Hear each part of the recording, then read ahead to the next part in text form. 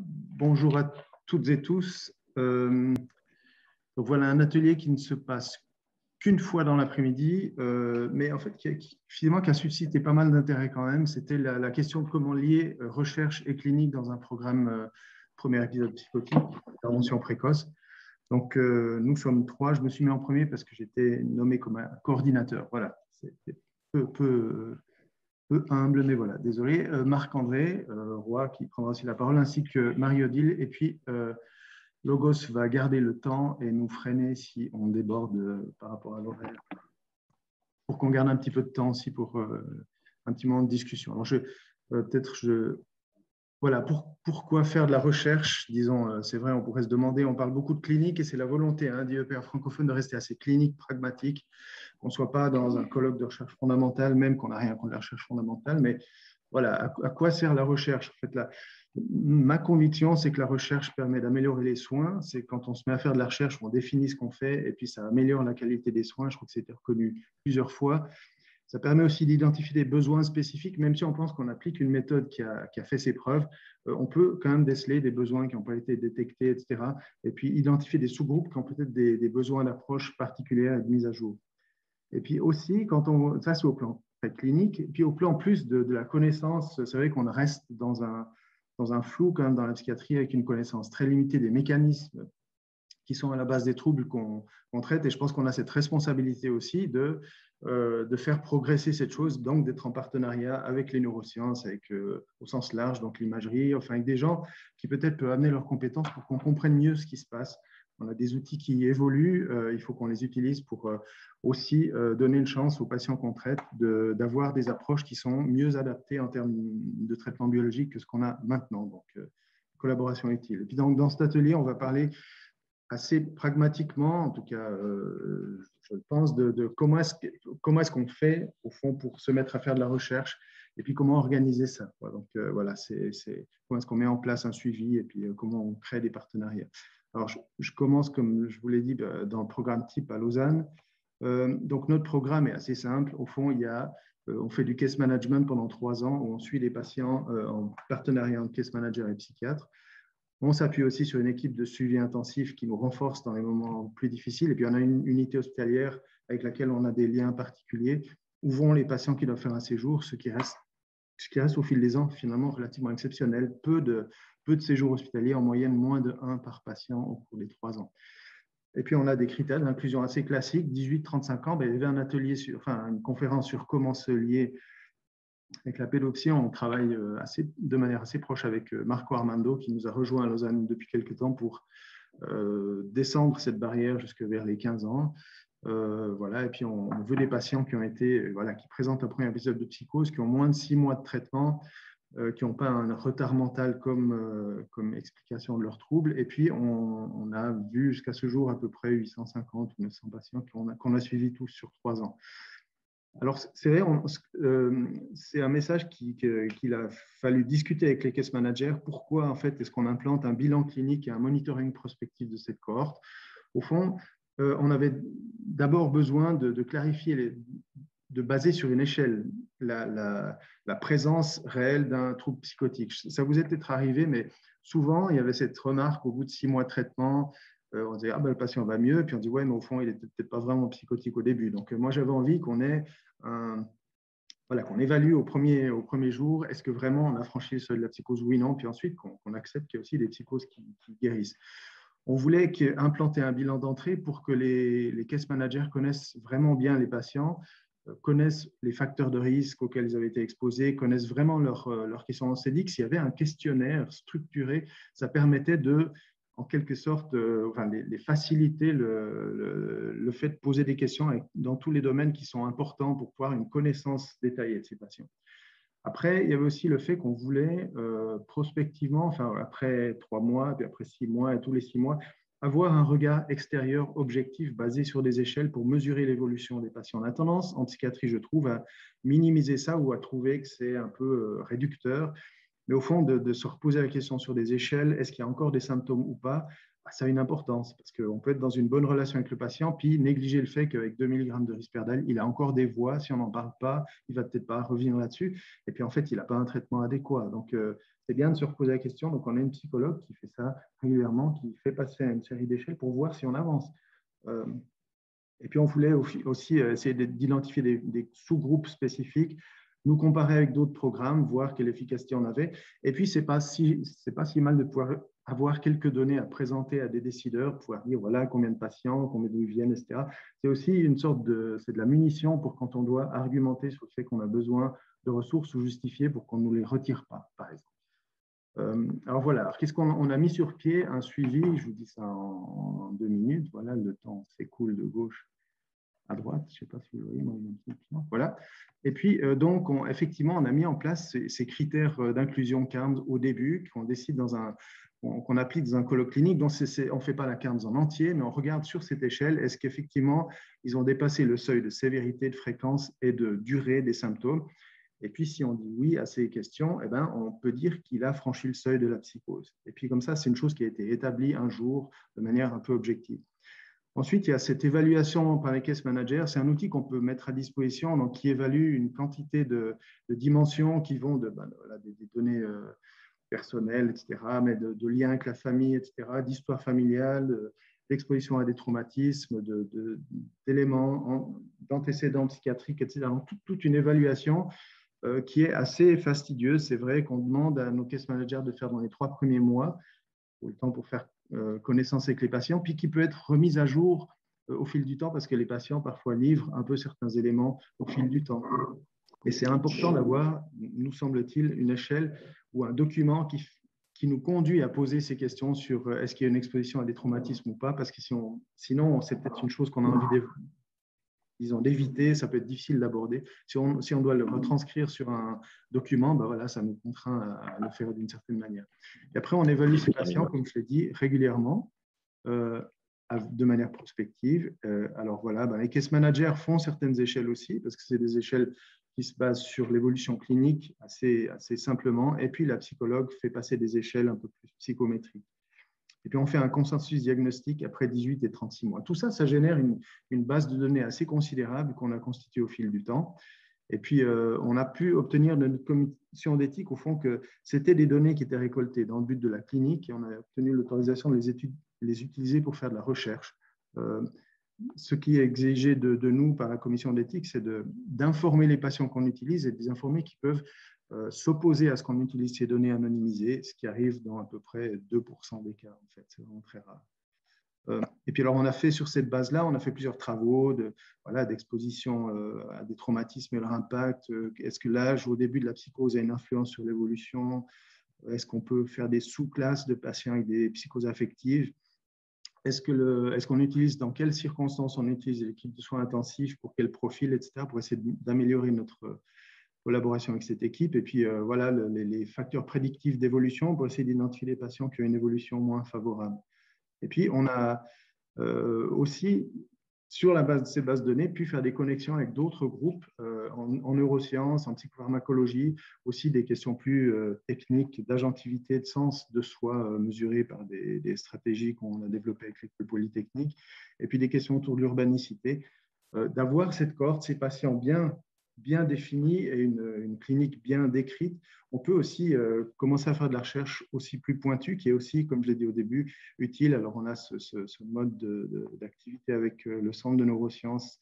On s'intéresse au stress oxydatif. Et puis, on a aussi fait, là, voilà, on essaie de faire un essai randomisé sur la N-acétylcystéine, mesurer son impact sur les voies nerveuses. On a aussi on a un travail de suivi métabolique et je le dis, les patients qui prennent 5% ou plus de leur poids initial dans le premier mois sont à risque de prise de poids massif. Donc, il faut, sur cette seule base-là, remettre vraiment en question le traitement. Pareil pour les modifications du profil lipidique. On a aussi pu essayer de voir comment se développer le sens de soi et les perceptions de présence hors de son corps, etc. Et puis, on fait un travail sur des questions d'urbanicité et de remédiation urbaine. pour essayer de développer une stratégie pour aider les patients à retourner en vie dans le milieu urbain. Donc en fait, avec l'organisation d'un suivi structuré, ça améliore à notre avis le suivi clinique. Ça permet d'avoir des données qui nous permettent de mesurer ce qu'on fait et puis d'identifier les groupes à risque et puis de se coordonner avec des domaines de recherche plus annexes ou plus fondamentaux qui sont friands d'avoir des cohortes bien décrites comme celle-ci. C'est un peu pour vous dire comment on avait fait ça. Et ça se fait avec ces personnes-là qui sont une grande partie des case managers qui font le boulot. Je dois le dire, insister. Effectivement, on leur demande beaucoup, mais avec ça, on amène des données qui sont très utiles pour améliorer les soins qu'ils donnent à nos patients. Voilà, c'est ce que je voulais dire. Quelques mots.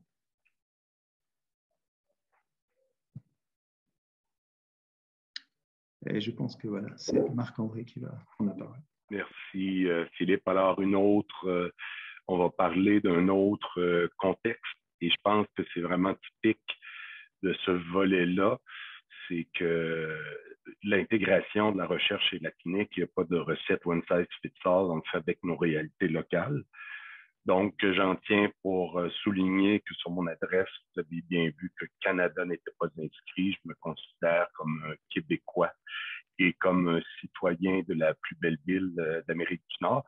Normalement, c'est des choses que je ne dis pas chez nous, mais là, comme on est virtuellement à Lausanne, compte tenu de la proverbiale neutralité suisse, je me suis dit que je pouvais me faire plaisir.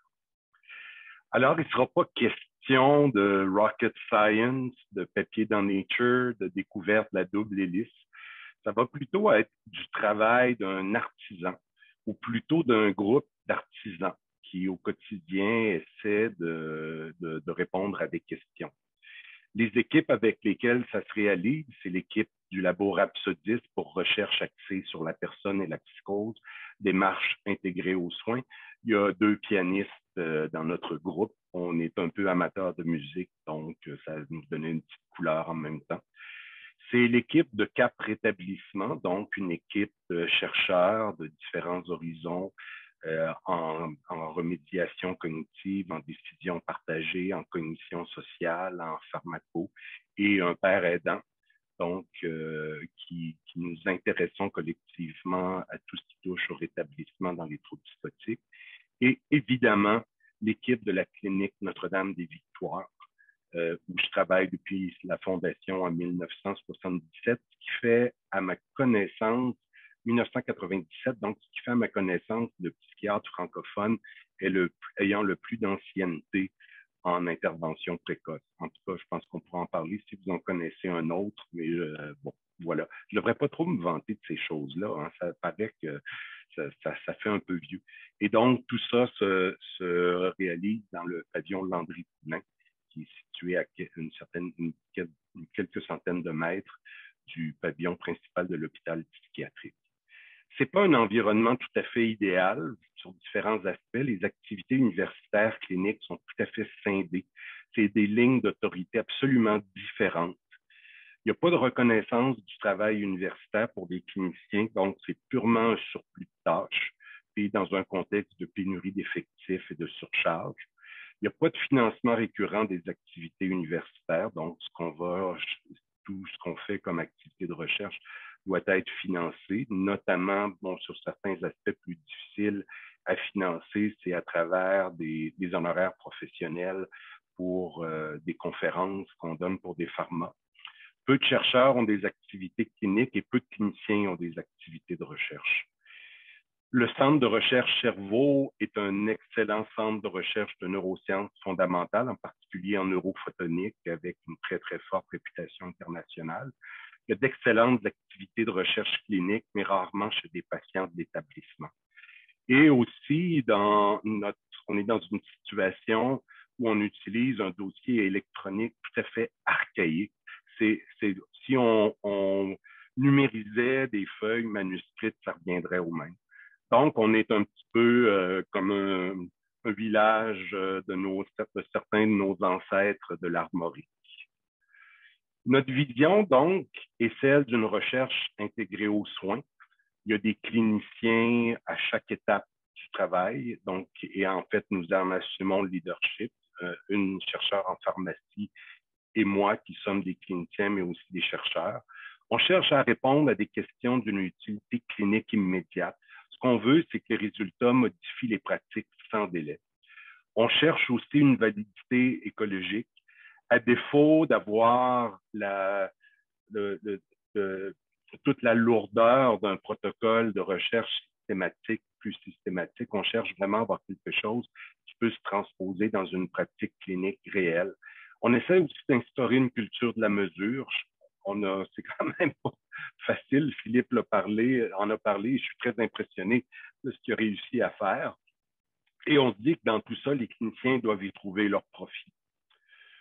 Donc, notre outil autour, bon, il y a plusieurs projets de recherche de toutes sortes qui se déroulent, mais on a un outil important autour de Gravit, autour duquel gravitent plusieurs de nos projets. C'est une banque de données de recherche clinique intégrée aux soins qui tire profit de dossiers cliniques très étoffés. Les données que Philippe décrivait essentiellement sont recueillies, malheureusement d'une façon peut-être un petit peu moins systématique qu'on le souhaiterait, mais quand même. Il y a un cadre de suivi systématique, donc, qui balise les données à aller chercher à chacune des étapes. À partir de là, l'équipe de recherche, elle, va chercher ces données-là pour les saisir dans la banque de données. Parmi les données qui vont être recueillies, donc les diagnostics principaux et comorbides, la psychopathologie au moyen de la PAN, ce que remplissent les psychiatres à tous les 6 mois. En termes de fonctionnement, on saisit la SOFAS, aussi remplie par les psychiatres, avec le statut occupationnel résidentiel. On enregistre les traitements pharmaco ou non pharmaco reçus avec le suivi des effets indésirables, notamment métaboliques, et avec les trajectoires d'accès, donc les délais d'accès, les hospitalisations. Donc, je voulais vous donner peut-être un exemple des applications de cette démarche-là. Donc, ça commence par l'observation de cas de jeux pathologiques sous Abilify par des psychiatres et d'autres professionnels du programme. On regarde la littérature et donc, pour dire, comme dirait mon père, originaire de la Beauce québécoise, il n'y avait argent.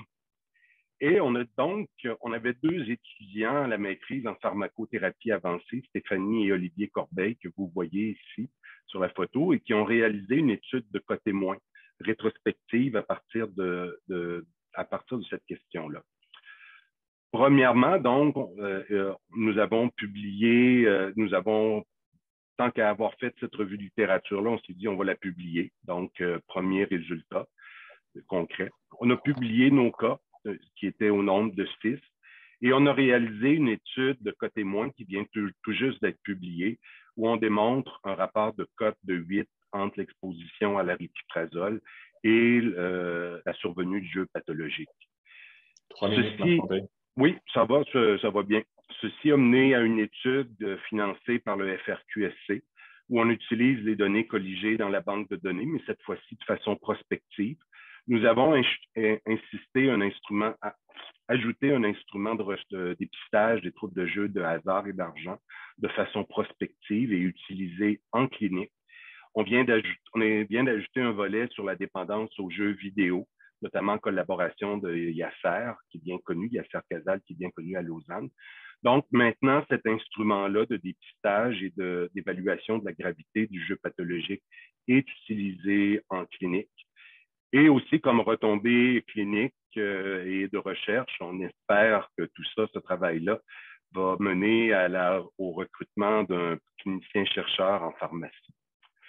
D'autres retombées au fil des années, il y a eu l'introduction de la thérapie cognitivo-comportementale qu'une de nos étudiantes en psycho en recherche est allée apprendre en Australie.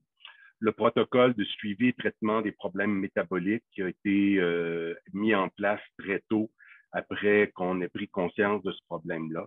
Le dépistage des comorbidités anxieuses qui s'est amélioré à travers le diagnostic différentiel des symptômes négatifs, l'amélioration de la détection des effets neurologiques indésirables, des outils d'évaluation de la cognition sociale qui sont utilisés à plusieurs endroits dans notre réseau et le début d'accès à la remédiation cognitive. C'est pas terminé, on cherche à simplifier des outils moins lourds, par exemple une PANS abrégée. On cherche à rendre les résultats accessibles aux cliniciens, ce qui n'est pas possible à cause des exigences de notre comité d'éthique. Il faut s'ajuster aussi constamment à l'arrivée de nouveaux membres de l'équipe et on cherche vraiment à améliorer la pertinence clinique de l'utilisation de la base de données. Donc, c'est ce qui conclut ma présentation et je termine par une citation d'un célèbre poète de chez nous, Plume Latraverse. On est bien ouvert à vos commentaires si vous payez le cognac, si vous payez le cognac.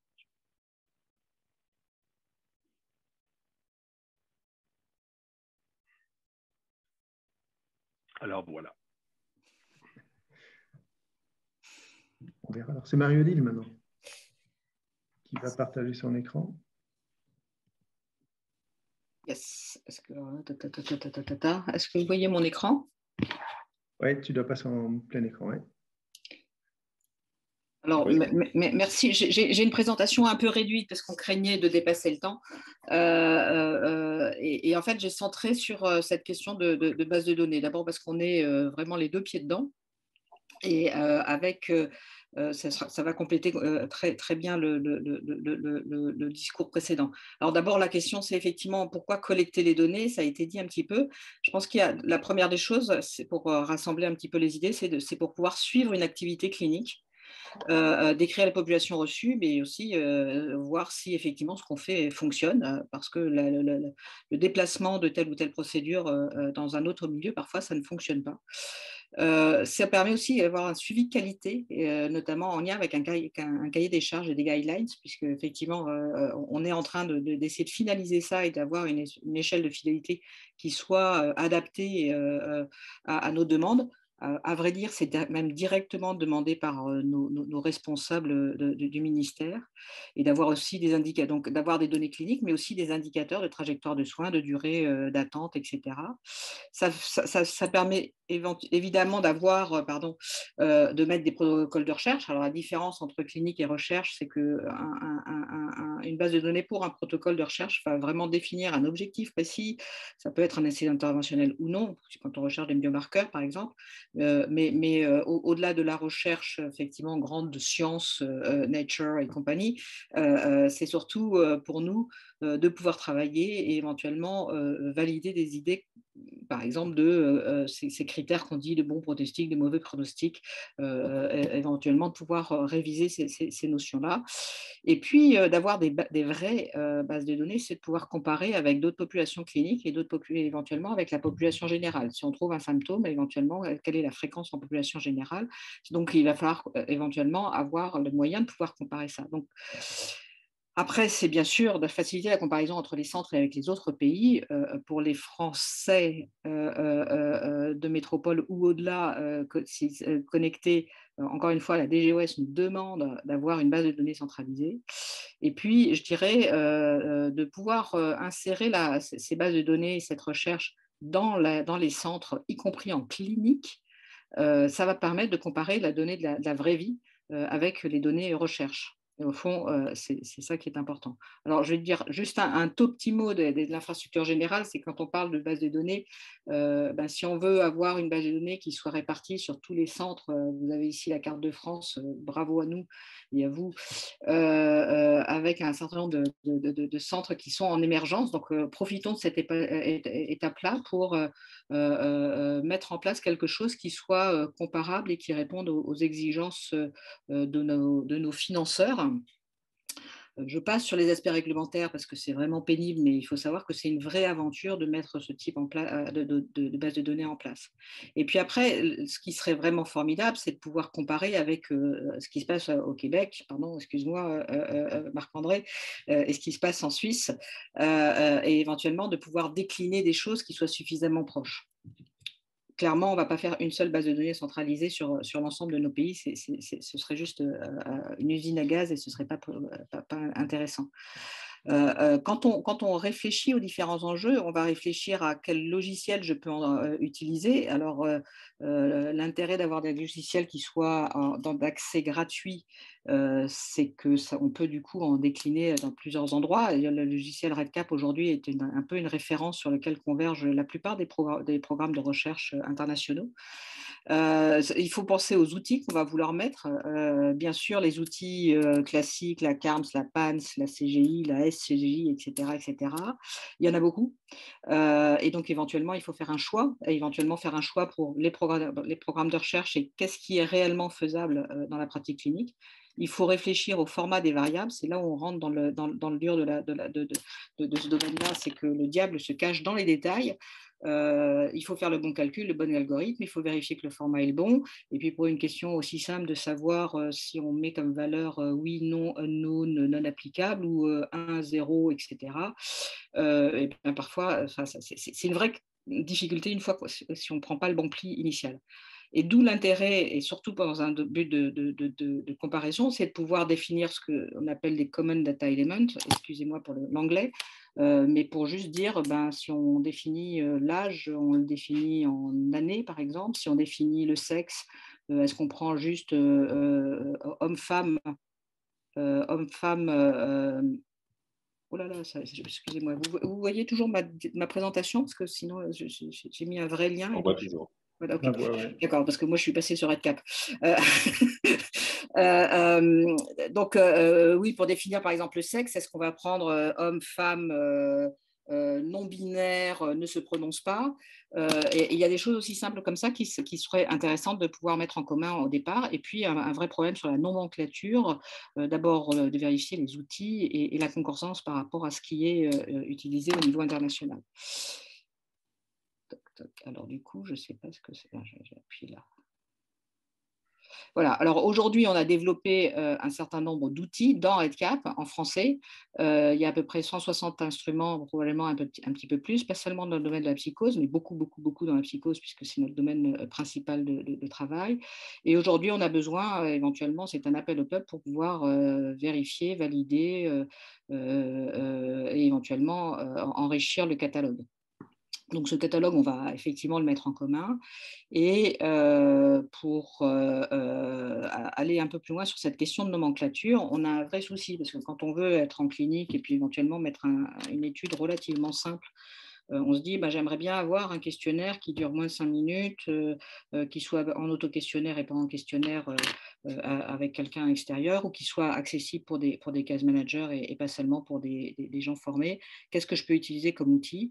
Et du coup, on a besoin d'avoir une indexation en fait, des outils en psychiatrie, et je vais juste faire un teaser du coup sur cette initiative qui a lieu dans le cadre du projet Psycaire, où on va créer un wiki, donc une application collaborative où on va pouvoir vérifier qu'on qualifie bien les outils et on constitue ainsi un ensemble de savoirs. Et encore une fois, ce n'est pas que des échelles pour les études très compliquées de recherche, mais au contraire pour faciliter l'accès à des outils très simples et sans redémarrer de zéro, même quand on veut faire une petite étude clinique. Je crois qu'il y a un dernier. Ah oui, pardon, je voulais juste citer il faut savoir qu'au niveau international, c'est des anglophones, ce sont des initiatives qui sont en train d'avoir lieu, notamment l'initiative Phoenix, et qui du coup aussi utilise ce même logiciel et permet d'importer des questionnaires directement à mettre dans des bases de données. Voilà, donc l'idée c'est de faire ça éventuellement et de s'appuyer, j'espère, sur la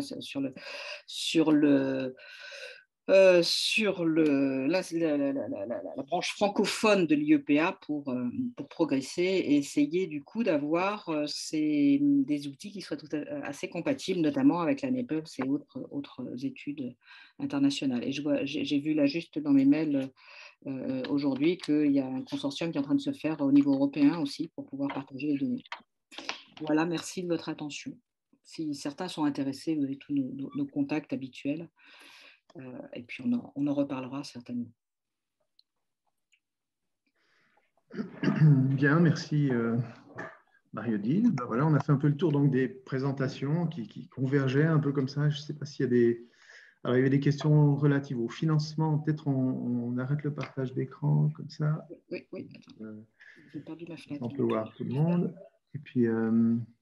Arrêtez le partage. Tac. Voilà. Tac. Voilà, merci. Donc, voilà, la question du financement, effectivement, quelqu'un mentionnait, c'est le système D.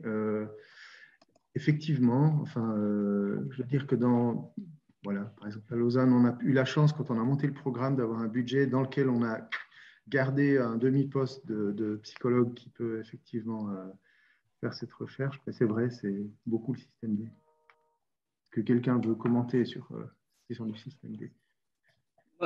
Dans ce que je disais juste avant, c'est que du coup, effectivement, on est souvent confronté au système D. Donc, en même temps, le système D, si on doit tout refaire du début, on perd un temps fou. Éventuellement, on fait des petites erreurs sur la manière dont on code les choses. Et puis, pourquoi pas se baser sur ce qu'on fait d'autre, hein. C'est vraiment l'esprit de DIOP francophone. Donc, je crois qu'on a vraiment beaucoup à gagner. D'ailleurs, pour la petite histoire, on a commencé à interagir, Amal, Philippe et moi, autour de la traduction d'un certain nombre d'outils, dont la CARMS. On a besoin de ces outils. Donc, il n'y a pas de solution miraculeuse.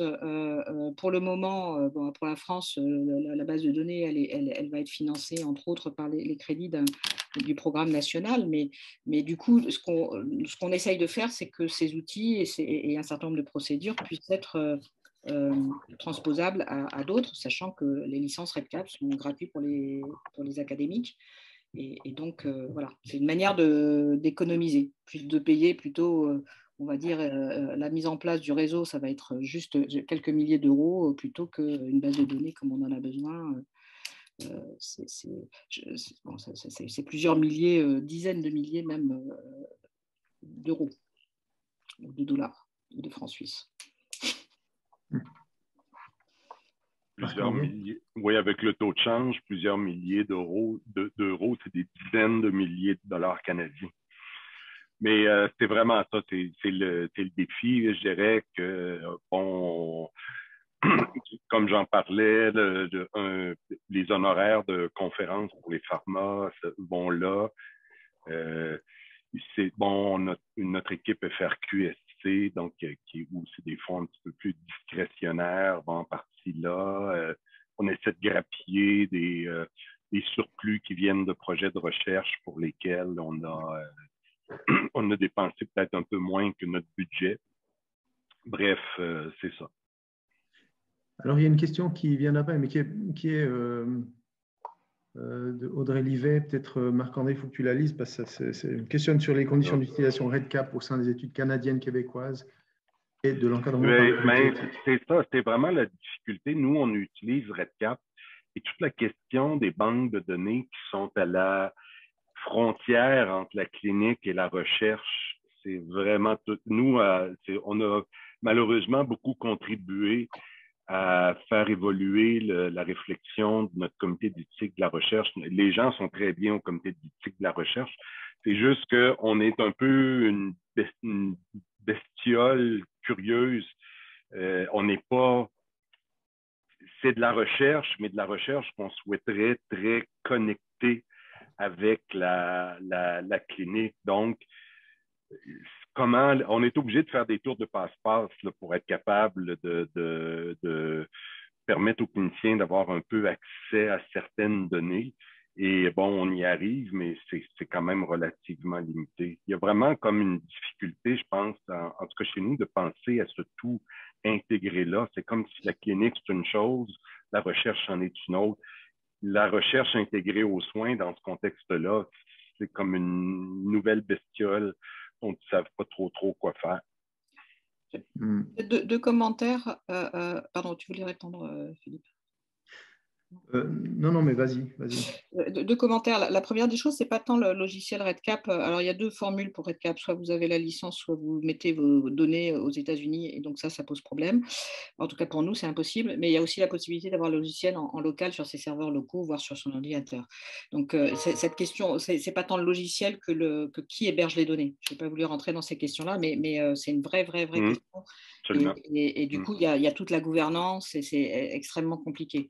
Après, le logiciel REDCap lui-même peut être parfaitement utilisé, enfin, ou ce type, ou l'équivalent, peu importe, peut être utilisé pour collecter des données cliniques. Mais là, on a un vrai questionnement de savoir comment on fait que ce recueil d'informations un peu plus structuré soit faisable et veuille dire quelque chose aux cliniciens. Je suis tout à fait d'accord avec toi, Marc-André. Il faut vraiment qu'ils y trouvent leur compte.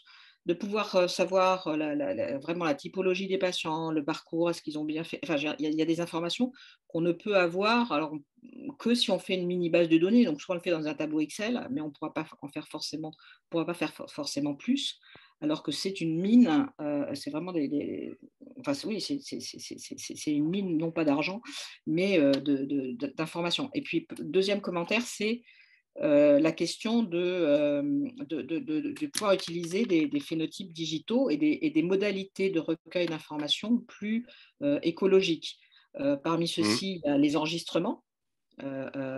Qui permettent d'avoir un certain nombre d'informations, et notamment sur la prosodie, sur la sémantique, il y a des informations très importantes. Il y a maintenant des techniques d'analyse de langage semi-automatisées qui font leurs preuves à condition d'avoir des grilles de lecture et tout un système d'analyse pour faciliter notamment le suivi. Puisqu'on ne refait pas des échelles à chaque fois. Et puis, il y a toutes les échelles expériences remplies par la personne sur un outil de type tablette ou de type iPhone.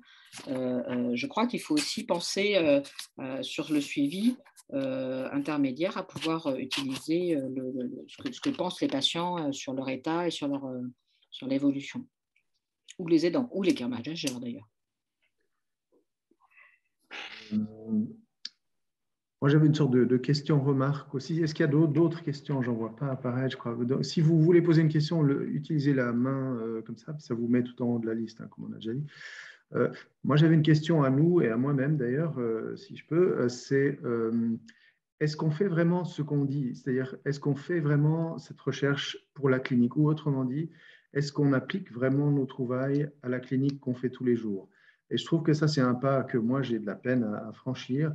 J'ai cité volontairement le fait de cette étude qu'on a fait avec nos collègues psychopharmacologues, où effectivement, si on fait un suivi après un mois, si le patient a pris 5% de poids ou il a augmenté de 5% son taux de cholestérol, il est vraiment sur une ligne dangereuse. Et ça, on essaie de l'appliquer en clinique. Ça, c'est un domaine où on a peut-être réussi.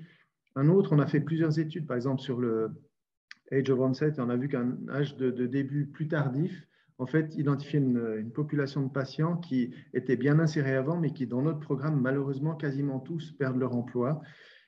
Je sais on en a parlé, je me demande si cliniquement on a réussi à intégrer ça dans nos pratiques. Autrement dit, le passage à la pratique, est-ce qu'on arrive à le faire? Je pense que c'est une question éthique vraiment, on doit se pousser à le faire, mais je trouve que c'est très difficile. Je ne sais pas quelle est votre expérience à vous.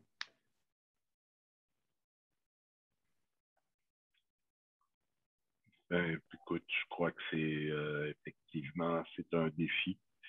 Mais bon, parfois on y arrive, hein. Et je dirais que c'est pour moi aussi un exemple je pense qu'il y a un aspect où la recherche peut vraiment tirer la pratique clinique vers le haut.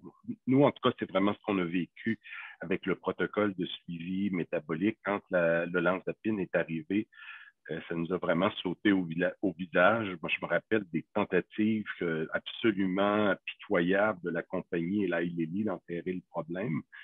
Mais donc, il y avait tout le monde disait bon, OK, d'abord, comment est-ce qu'on suit ça? C'était fait un peu à la bouche que bouche. Et surtout, c'est bien beau de tout voir, là, tu vois, un indice hétérogénique à 9. Oui, mais on le constate, mais qu'est-ce qu'on fait? Mm-hmm. Et donc, mais c'est ça, hein, c'est vraiment d'essayer. C'est pas facile de traduire en application clinique, mais je pense que malgré tout, le fait que la recherche se réalise dans une clinique en particulier, ça permet quand même de sauter des étapes dans l'utilisation clinique. Je crois vraiment qu'il y a vraiment une vertu à faire ce type de recherche-là avec une validité en maximisant sa validité écologique. Je crois qu'on est devenu beaucoup meilleur à dépister le jeu pathologique qu'on l'était. Nous, déjà, on commence par rapport à l'évaluation du jeu, des habitudes de jeu vidéo. On est vraiment en train de raffiner. En tout cas, je pense qu'on n'y arrive pas totalement, mais quand même, ça vaut le coup. parce que les réussites sont suffisamment nombreuses pour continuer, je crois. OK, ben c'est bien qu'on le fasse. Il y a Vincent Laprévote qui voulait… Oui, merci Philippe et merci à tous pour les interventions. J'ai une petite question à vous poser parce qu'on vient de parler d'un certain nombre d'avantages à faire des recherches. Il y a peut-être aussi un autre point à réaborder qui est ce que ça renvoie aux patients d'une certaine manière et le fait que les patients eux-mêmes, lorsqu'ils sont engagés dans des recherches, parfois peuvent être très très engagés en fait et parfois ça peut aussi, enfin, je ne sais pas quelle est votre expérience, mais ça peut aussi avoir des effets extrêmement bénéfiques, y compris dans la relation avec les patients ou bien dans l'image qu'ils font de leur engagement dans les soins. Absolument. Je suis d'accord. Puis j'ai vécu une expérience, en fait, là, puis c'est pas terminé cette histoire-là, je sais pas ce qu'on va faire avec, mais justement, récemment, notre étudiant avec un de mes étudiants qui s'intéresse aux jeux vidéo, on a rencontré un patient qui est en fait un gars qui a eu des études de maîtrise, puis je lui ai expliqué qu'on voulait vraiment avoir l'expérience de quelqu'un qui a vécu qui vit cette expérience-là au quotidien et en jaser avec lui, puis qui était vraiment content de participer à ça. Puis sa remarque à la fin de la rencontre, ça a été de dire, ben écoute, c'est le fun, parce que je viens vraiment de comprendre des choses sur mon histoire aussi. Donc, il y a vraiment cette dynamique-là d'interpeller le patient comme un partenaire, quelqu'un envers qui on a de la gratitude aussi. Et souvent, je dirais, notre expérience et qu'on a des patients aussi qui sont contents de manifester leur gratitude par rapport à ce qu'on fait et puis de contribuer vraiment de façon altruiste à l'amélioration des soins pour les autres aussi. Moi, je voulais ajouter quelque chose un peu dans le même sens de la remarque de Vincent. La première des choses, c'est que ça nous permet d'introduire des outils et notamment la formulation des questions pour la CARMS notamment est extrêmement utile pour finalement que les gens se forment à la formulation des questions et également à ce que les patients parfois disent comment vous avez formulé ça? Ah bon, d'autres personnes ont ce type de symptômes, etc., etc. Et ça, je trouve ça assez fantastique. Et puis, si on doit résumer, enfin pas résumer, mais à cette question à quoi sert la recherche, à vrai dire, en France, la première cohorte un peu sérieuse, enfin, parce qu'on avait des financements de recherche, a permis d'avoir les premiers chiffres en France. Et si on ne l'avait pas fait en recherche, on ne l'aurait pas fait. Donc, il y a vraiment, effectivement, ça tire le domaine vers quelque chose d'un peu, j'allais dire un peu sérieux, c'est pas que la clinique n'est pas sérieuse, quoi que ce soit, mais de quelque chose qui est mesurable et donc communicable plus facilement entre le médecin et le patient. Et puis, bien sûr, aux autorités qui nous disent mais combien il y a de patients, comment vous les voyez, qu'est-ce qu'ils ont exactement, etc. etc. Je dirais encore plus pour les patients ultra haut risque où personne ne comprend ce que c'est. Ouais. Mais c'est très utile. Voilà, ça donne des repères. C'est intéressant ce que tu dis parce que des fois, moi, après avoir fait une panne, par exemple, je dis à mon patient, vous savez, je ne suis pas sûr que votre score est beaucoup plus haut que le mien. J'ai des patients qui sont vraiment en rémission complète. Vous savez, le score minimal, c'est 30, là, vous êtes à 36. C'est comme genre de dire, je pense que je vais être obligé de mettre comme diagnostic excellente santé mentale. Ça dépend de combien de cognac tu as eu avant le… Ouais, mais là, je voudrais qu'on arrête ça. Franchement, moi, c'est plus le vin qui me branche. Oui. Alors, si jamais vous m'invitez là, en personne un jour, je ne voudrais pas que vous me serviez du cognac à cause d'un malentendu. D'accord, très bien, c'est noté. On est pile à l'heure. Je ne sais pas s'il y a d'autres questions. Je n'en vois pas. Je pense que beaucoup de personnes auraient des commentaires à faire. Voilà, mais c'était l'idée dans cet atelier un peu de parler de ces questions-là. Peut-être on le remettrait à chaque fois. Ou enfin voilà, on fera aussi des appels à intervention. Oui. Juste une proposition, du coup, effectivement, tu as partagé avec nous votre cahier, entre guillemets, clinique. Et Marc-André, tu dis que tu as aussi, toi, des bases dans RedCap. Est-ce qu'on pourrait faire une sorte de forum où on puisse partager les échelles, vérifier pour éviter de refaire 150 fois les choses en duplicat et voir comment on peut collaborer là-dessus, y compris sur le choix des échelles qu'on trouverait les plus indispensables, en tenant compte de, bien sûr, leur utilité, leur utilisation dans les consortiums, etc. Parce que ça permettrait vraiment de faire rentrer la clinique à un niveau d'épidémiologie clinique de qualité. Ouais. Comme je disais au début, c'est à ça que devrait aussi servir IEPA francophone, de pouvoir faire des réunions post-ateliers. Si parmi les gens qui participent aujourd'hui, il y en a un certain nombre qui sont intéressés, on peut très bien faire un Zoom sur une discussion de ça, assez spontané. Il faut simplement que quelqu'un désire prendre le lead de ça et puis il relance un peu. On a une liste qu'on essaie de tenir à jour des membres d'IEPA francophone. Pour ça qu'on demande à tout le monde de s'inscrire par le site. Et puis, on peut créer des forums comme ça de réflexion sur comment mettre un outil en place. On en parle peut-être à la plénière finale où on fera un peu ces types de propositions-là et de commentaires, si vous voulez bien.